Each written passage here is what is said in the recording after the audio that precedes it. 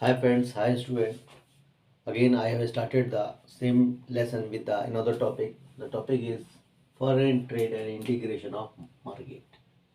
This is our topic of the day. Okay, na student. So how does the foreign trade and integration of the market can be processed? यानी कि foreign trade और जो integration of market होता है वो कैसे हो पाता है, इससे कैसे मतलब जो कंट्रीज़ हैं वो आपस में जुड़ पाते हैं। ठीक है ना, तो हम लोग देखते हैं ऐसे। देखिए सबसे पहले जो फॉरेन ट्रेड है वो हमेशा से मेन चैनल रहा है किसका, इंटीग्रेशन ऑफ कंट्रीज़ का या मार्केट का। ठीक है ना, क्योंकि जो फॉरेन ट्रेड है यानी कि जब विदेशी व्यापार होता है एक से ज़्यादा देशों के बीच में, तो निश्चित तौर पर उसमें बहुत सारे कंट्री जुड़ते हैं। एक नेचर होता है, क्योंकि जब जो बिजनेस होता है या ट्रेड होता है जो देश की सीमाओं से बाहर निकलता है, बियॉन्ड द कंट्रीज निकलता है, तो निश्चित तौर पर इससे एक से ज़्यादा देश तो जुड़ेंगे ही, ये तो संभव बात है। देखिए जो इंडिया में एंशिएंट टाइम में भी सिल्क रूट था या ट्रेड रूट था जो कि चाइना से एक्सपेंड हो रहा था।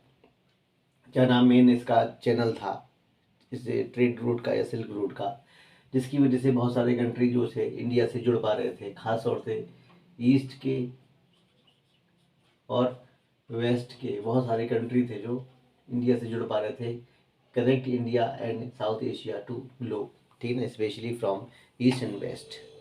ये बहुत ही इंपॉर्टेंट बात है देखी जाने वाली। अब देखें बेसिक फंक्शन जो हैं फॉरेन ट्रेड के वो क्या क्या हो सकते हैं। ठीक है ना, क्योंकि जो मतलब ये ट्रेड है या जो इंटीग्रेशन ऑफ मार्केट हो रहा है इसकी वजह से क्या क्या बेनिफिट होते हैं। सबसे पहला बेनिफिट है क्या है, क्रिएट अपॉर्चुनिटी, यानी कि एक प्रकार की अपॉर्चुनिटी मिलती है बियॉन्ड द कंट्रीज या विद इन द कंट्रीज। ठीक है ना, क्योंकि जब आपको फॉरेन ट्रेड या इंटीग्रेशन के थ्रू जब आप अपने ट्रेड को या बिजनेस को आगे बढ़ाते हो तो निश्चित तौर पर आप अपने कंट्री से बाहर भी निकलते हो और एक अवसर होता है एक तरीके का। ठीक है ना, जो कि आपके ट्रेड को, आपके बिजनेस को आपकी देश की सीमाओं से, बाउंड्री से बाहर ले जाता है, जिसकी वजह से आप ना केवल अपनी एक आइडेंटिटी बनाते हो बल्कि अपने प्रोडक्ट को भी मॉडिफाई करते हो। ठीक है ना, जिसकी वजह से आपका एक अच्छा खासा बेनिफिट भी स्टार्ट हो जाता है। ठीक है ना, और ये जो नेचर होता है इस प्रकार के ट्रेड का ये बहुत ही ज़्यादा बेनिफिशियल होता है दोनों ही पार्टीज़ के लिए, यानी कि जो प्रोड्यूसर हैं, जो एक तरीके से कंज्यूमर हैं। ठीक है ना, या एक तरीके से वो लोग जो कि इंपोर्ट करते हैं और एक्सपोर्ट करते हैं, हम लोग ऐसे भी समझ, सेलिंग एंड कंपटीशन। अब सेलिंग एंड कंपटीशन कौन करता है, हमारा प्रोड्यूसर। ठीक है ना स्टूडेंट, तो जो प्रोड्यूसर होते हैं वो क्या करते हैं कि अपने प्रोडक्ट को सेल करते हैं, फिर कंपटीशन उनको मिलता है, compete करते हैं दूसरे लोगों के साथ beyond the countries, beyond the countries. ये भी बात समझ आ जाएगी आपको, क्योंकि जब फॉरेन ट्रेड होता है तो वो एक प्रकार से अवसर भी देता है लोगों को बाहर जाने का, और जिसकी वजह से उनको वो मतलब एक मौका मिलता है अपने प्रोडक्ट को सेल करने का, साथ ही उनको एक कंपटीशन भी मिलता है। अब कंपटीशन से बेनिफिट होता क्या है, कंपटीशन से बेनिफिट ही होता है ये है कि हमें अपनी कमियों जो प्रोडक्ट की होती है उसके बारे में जानकारी होती है, और हमको ये भी पता चल पाता है कि हम अपने प्रोडक्ट को वर्ल्ड वाइड कैसे बेच पाए, इसकी भी बहुत अच्छी जानकारी हमें मिल जाती है। ठीक है ना, क्योंकि जब हम अपने घर में ही अपने प्रोडक्ट को बेचेंगे तो हमारे जो डोमेस्टिक कंपटीटर हैं वो हमारे बराबर ही एक तरीके का सिमिलरिटी रख रहे हैं जो प्रोडक्ट के साथ। लेकिन जब हम वर्ल्ड वाइड अपने बिजनेस को आगे बढ़ाते हैं तो निश्चित तौर पर हमें अपने प्रोडक्ट की बहुत सारी कमियां या फिर एक दो अच्छाइयाँ भी पता चल जाती हैं, जिसकी वजह से निश्चित तौर पर वो जो मार्केट होता है वो एक तरीके से एक्सपेंड करता है। ठीक है ना, फिर देखिए एक्सपेंशन ऑफ चॉइस। अब किसकी चॉइस होती है, प्रोडक्ट की, प्रोडक्ट या फिर गुड्स की एक वाइड वैरायटी निकल के सामने आती है। क्योंकि अब जैसे कि सपोज़ करिए आप मार्केट में जाते हैं तो आपको, जब मार्केट में आप जाते हैं बिग बाज़ार में कहीं पर भी, तो आपको हज़ारों से ज़्यादा ब्रांड मिल जाते हैं केवल एक प्रोडक्ट के। जैसे शर्ट आप खरीदने आ रहे हैं तो शर्ट को ही लेकर, जैसे पीटर इंग्लैंड है या फिर जो बिजॉन प्लेयर है, बहुत सारे ऐसे प्रोडक्ट हैं मार्केट में जो कि वाइड रेंज है, और जिसकी ब्रांड को आप मतलब काउंट करते करते थक जाओगे, इतनी ज़्यादा वाइड वैरायटी है इनकी, इतनी ज़्यादा वाइड चॉइस है। तो यहाँ पर क्या है कि जो कंज्यूमर है, जो कस्टमर है, वो अब एक दो चीज़ों को लेके संतुष्ट नहीं होने वाला है, बल्कि यहाँ पर अच्छी खासी रेंज है, जिसकी वजह से जो कस्टमर है, जो कंज्यूमर है किसी भी देश का, ठीक है ना, वो अब वर्ल्ड वाइड चीज़ों को यूज़ कर रहा है एक तरीके से। मतलब वो अपनी क्वालिटी को भी बढ़ा रहा है एक तरीके से, और कंपटीशन मार्केट में अच्छा खासा, जिसकी वजह से उसको प्राइसेस में भी फ़ायदा मिलने वाला है।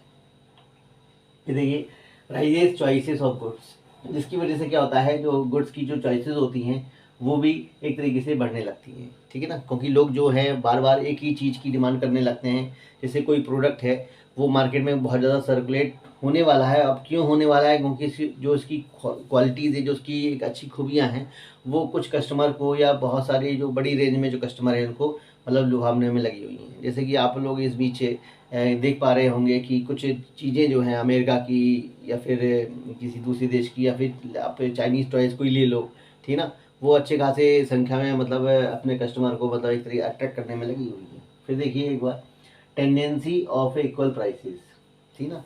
अब ये भी देखा जाता है कि दो सिमिलर चीज़ें हैं, ठीक ना, सिमिलर गुड्स हैं, वो भी दो अलग अलग मार्केट में, जिनके प्राइसेस अब एक हो रहे हैं एक तरीके से।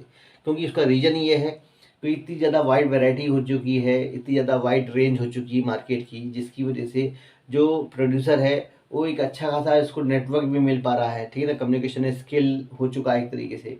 तो अब जो है प्रोड्यूसर, जो एक तरीके से बिजनेसमैन है, वो अब कस्टमर को वो एक तरीके से चीट नहीं कर सकता है, क्योंकि जो गुड्स हैं उनकी क्वालिटी जो है वो भी लगभग सेम सी होती जा रही है, और प्राइसेस भी लगभग सेम सी होते जा रहे हैं, जिसकी वजह से जो इंटीग्रेशन हो रहा है मार्केट का, वो लगभग हर जगह देखने को मिल रहा है। जैसे सपोज़ करिए आप दिल्ली में कोई चीज़ खरीदते हैं, कोई चीज़ बेंगलोर में खरीदते हैं, कोई चीज़ राजस्थान में खरीदते हैं, कोई चीज़ यूपी में खरीदते हैं, सपोज़ करिए बिग बाज़ार से आप खरीदते हैं, तो जाती बात है कि एक ही प्रोडक्ट जो है अलग अलग मार्केट में एक ही प्राइसेस में मिल रहा है। तो जिसकी वजह से क्या होता है कि इंटीग्रेशन बहुत तेज़ी से होने में लगा हुआ है मार्केट के बीच में, कंट्रीज़ के बीच में, और जिसकी वजह से पूरा जो वर्ल्ड है वो ग्लोबल एक तरीके से बाजार के रूप में सामने आ रहा है देखने के लिए, ठीक है ना।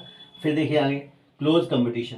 अब जब ये सारी संभावनाएं होने लगती हैं तो कंपटीशन जो है और ज़्यादा एक तरीके डेवलप होने लगता है। जब कंपटीशन डेवलप होता है तो जो प्रोड्यूसर हैं वो आपस में एक तरीके से अच्छा खासा एक दूसरे को टक्कर देते हैं, जिसकी वजह से बेनिफिट जो है वो कौन ले आता है, कस्टमर ले आता है, यानी कि कंज्यूमर। कंज्यूमर अक्सर इस प्रकार के होने वाले कंपटीशन जो होते हैं प्रोड्यूसर के बीच में, उनसे कौन बेनिफिट लेता है, कंज्यूमर लेते हैं। और कंज्यूमर को बेनिफिट जो है वो किस किस रूप में मिलता है, प्राइस के रूप में मिलता है, ठीक है ना, क्वालिटी के रूप में मिलता है, फिर रेंज के रूप में मिलता है, ठीक है ना। इसके अलावा उसकी जो सेटिस्फैक्शन लेवल होता है उसके रूप में भी उसको एक तरीके से बेनिफिट मिलता है, ठीक है ना। क्योंकि अब वो समय नहीं रहा कि वो लिमिटेड चीज़ों को ही खरीद पा रहा था, और लिमिटेड ही वो सेटिस्फैक्शन ले पा रहा था, या उसको जानकारी ही नहीं थी, तो वो शायद उसको अपना चरम सुख मानता था एक तरीके से। लेकिन अब क्या है कि ये जो एक तरीके से कंज्यूमर है वो अब मतलब बहुत जल्दी सेटिस्फाइड नहीं होने वाला, बल्कि उसको पता है कि मार्केट में मतलब बहुत सारी चीज़ें अवेलेबल है। ना केवल मार्केट में, बल्कि आजकल जो मार्केट का जो तरीका है वो भी बदल रहा है, डायरेक्ट मार्केटिंग हो रही है, ठीक है ना, और ऑनलाइन मार्केटिंग हो रही है। तो एक तरीके से मतलब जो एक कंज्यूमर है उसके चारों तरफ मतलब मार्केट जो है वो अलाइव है एक तरीके से, ठीक है ना। मतलब ऑनलाइन मार्केट जो है वो एक तरीके से 24 आवर का जीवित मार्केट माना जा सकता है एक तरीके से, क्योंकि ये लगातार चलने वाला मार्केट है ये। इसमें आपको वेट नहीं करना है कि सुबह आप जाएंगे 11 बजे के बाद तो आपको दुकानें खुली मिलेंगी, और रात को 9 बजे के बाद दुकानें बंद हो जाएंगी। ये मार्केट जो है इसका तरीका ही बदलने में लगा हुआ है, जो कि लगातार अपने जो कस्टमर हैं, जो कंज्यूमर हैं, उनको प्रभावित करने में लगा हुआ है। तो ज़ाहिर सी बात है कि जो लोग प्रोड्यूसर हैं, जो लोग बिजनेसमैन हैं, जो ट्रेडमैन हैं, उन्हें उनको भी अपने तरीक़ों में बदलाव करना होगा। अदरवाइज़ बहुत जल्दी ही जो मार्केट का जो तरीका है और भी ज़्यादा फास्ट हो जाएगा और चेंज हो जाएगा, जिसकी वजह से इनडायरेक्ट मार्केटिंग है, अगर उसको बचाना है, ठीक है ना, तो उसका एक ही तरीका है कि प्रोड्यूसर जो हैं वो मतलब लगातार इस तरीके के बदलाव करते रहें, जिससे कि जो कंज्यूमर है वो बाहर भी निकले और चीज़ों का सेटिस्फेक्शन भी ले पाए।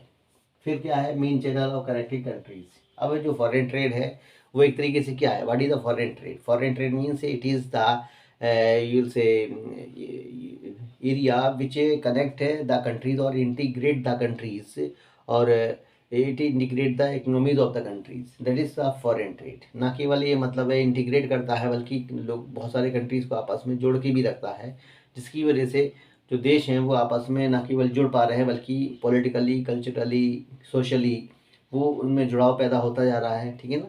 क्योंकि जो प्रोडक्ट हैं अगर वर्ल्ड वाइड वे प्रोड्यूस हो रहे हैं और वर्ल्ड वाइड सोल्ड भी हो रहे हैं, तो उसका बेनिफिट पूरे लोगों को हर तरफ देखने को मिल रहा है। अब देखिए अपना दूसरा टॉपिक में थोड़ा सा दिया हुआ है चाइनीज़ टॉयज़ का। चाइनीज़ टॉयज़ का मतलब होता है कि ऐसे टॉयज़ जो कि प्राइसेस में थोड़े कम होते हैं, न्यू डिज़ाइन के होते हैं, जो कि एक तरीके से पुश कर रहे हैं इंडियन टॉयज़ को उसके ही मार्केट से। ये सबसे बड़ी विचित्र बात देखने को मिलती है। उसका रीज़न क्या है, इंडियन टॉयज़ जो हैं वो क्यों बाहर हो रहे हैं, तो उसका रीज़न क्या होगा। जाती बात आप इसका अपोजिट करिए, हाई प्राइस और ओल्ड डिज़ाइन, ठीक है ना। ये दो रीजन हैं जिसकी वजह से रिजल्ट जो है पूरी तरीके से इंडिया के फेवर में नहीं आ रहा है, जिसकी वजह से ग्रेटर चॉइस मिल रही है किसको, कंज्यूमर को।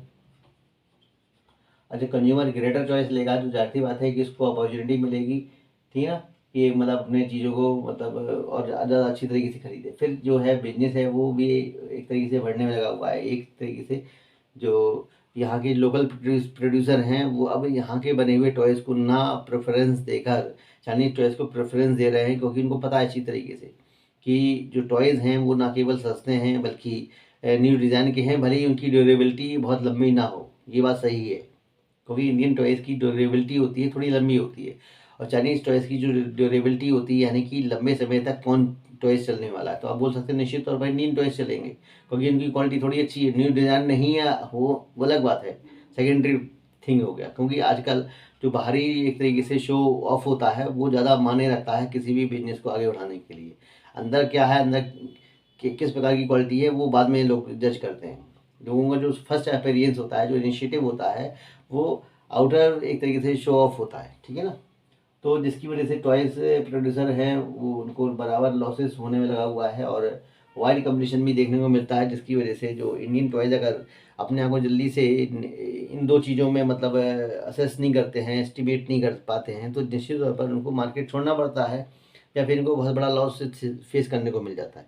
तो ये अपना टॉपिक आज का फॉरेन ट्रेड है, इंटीग्रेशन ऑफ मार्केट, जहाँ पर आपने समझा कि फॉरेन ट्रेड जो है वो किस तरीके से इंटीग्रेट करता है बहुत सारे दूसरे कंट्रीज़ को आपस में एक जोड़ के रखने के लिए, और इसके क्या कौन कौन से फैक्टर हैं। तो फैक्टर मैंने आपको बता दिए हैं। अपॉर्चुनिटी है एक तरीके से, दूसरा सेलिंग एंड कंपटीशन है, तीसरा क्या है, एक्सपेंशन ऑफ चॉइसेस है, राइजेस चॉइस ऑफ गुड्स हैं, टेंडेंसी ऑफ इक्वल प्राइस है, सिमिलर गुड्स के, और वो भी दो अलग अलग मार्केट में, क्लोज कंपटीशन है, और मेंटेनल ऑफ कनेक्टिंग कंट्रीज़ है ये।